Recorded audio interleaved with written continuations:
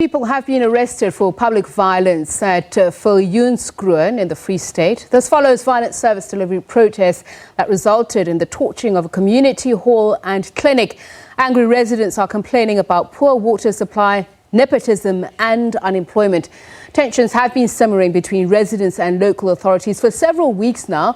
The Kroonstad municipality has been on a knife's edge. Disgruntled residents have now taken their anger out on the streets, and learning and teaching have also been disrupted. They threatened to boycott tomorrow's elections. Let's hear more on the elections with Kroonstad. Well, thank you very much, Thabiso. Now, on that particular story, SABC reporter Thabiso Radebe is on the ground for us in Kroonstad this evening. But earlier, he was in the Ramulutsi township in Viljoenskroon, where a hall and a clinic were torched. Thabiso, thank you very much for your time this evening. Let's talk about first what led to the incidents of arson in Viljoenskroon.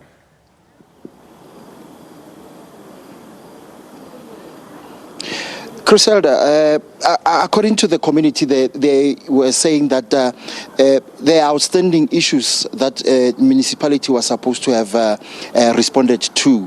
They didn't respond. The municipality didn't respond. That's why they decided to go on the streets and then barricaded roads and then allegedly banned the clinic and also the hall. Those outstanding issues we're talking about, they're talking about stands. They have been looking for stands to build their own homes, and then they are talking about jobs being given to PALs, and also they are saying that projects in their community are given to friends. So that is why they decided to go into the streets and then ban the two halls. All right. So Thabiso, these halls that were torched have been used for special votes over the past 2 days. Has the IEC stepped in with the alternatives for the big day tomorrow?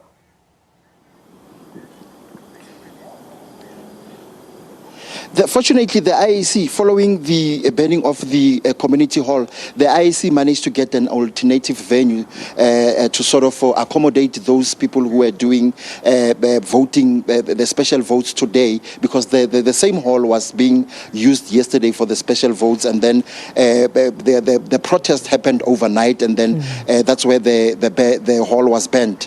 And then this morning, after getting a report from the police, the IEC managed to get an alternative venue so that the special votes continue during the course of the day. And fortunately, the police were there. They managed to monitor the situation to ensure that everything goes according to plan, preparing for tomorrow's big day. Thabiso, I understand as well that the provincial police commissioner was in the area to try and quell tensions. Did he succeed in doing that? And has there been some assurance at all tonight that voting will proceed without any hindrance tomorrow?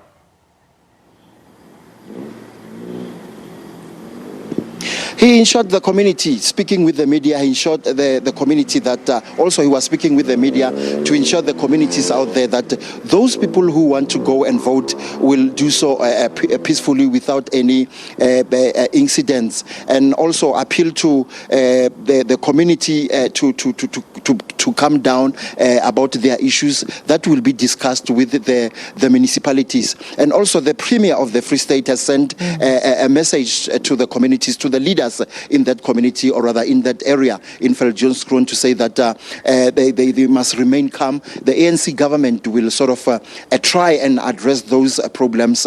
It's not going to be an overnight thing to sort of address the issues of the community. We're talking stands, we're talking the joblessness in that community. So Messi Ntombela, who's the Premier of the Free State, saying that the community must go out there and exercise their right to vote, so that the ANC government continue to provide services to the people, and especially provide people with a better life.